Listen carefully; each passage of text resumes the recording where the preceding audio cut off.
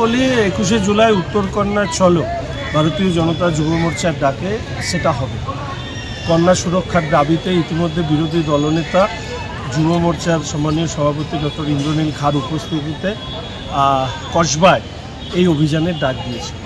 এটা আমাদের কাছে অত্যন্ত স্বাভাবিক ঘটনা পশ্চিমবঙ্গে যে এখানে কোনো বিরোধী দলের কর্মসূচি ভারতীয় জনতা পার্টি যখনই গ্রহণ করেছে, সামান্যতম কর্মসূচি হলেও সেই কর্মসূচিতে অনুমতি বাতিল করে দেওয়া হয়।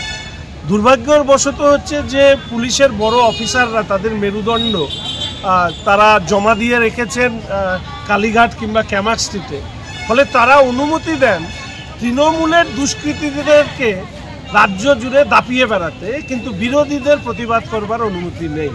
কসবাতে যা আমরা দেখলাম, হাওড়ার নরসিংহ দত্ত কলেজে আমরা যা দেখলাম, আরজি করে আমরা যা দেখলাম, তো এইগুলো তো সব বলতে হবে যে পুলিশের প্রত্যক্ষ পরোক্ষ মদতে হয়েছে।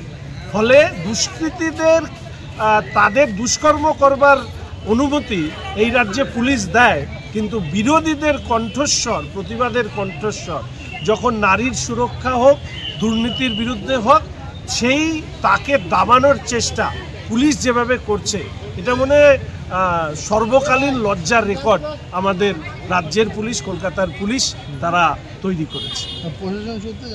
6 টাকায় 1 কোটি কোটি টাকা, 6 টাকায় 1 কোটি মাত্র 6 টাকায়। হ্যাঁ সত্যি, কিনুন ডিয়ার সাপ্তাহিক লটারি মাত্র 6 টাকায় আর পেয়ে যান প্রথম পুরস্কার 1 কোটি টাকা।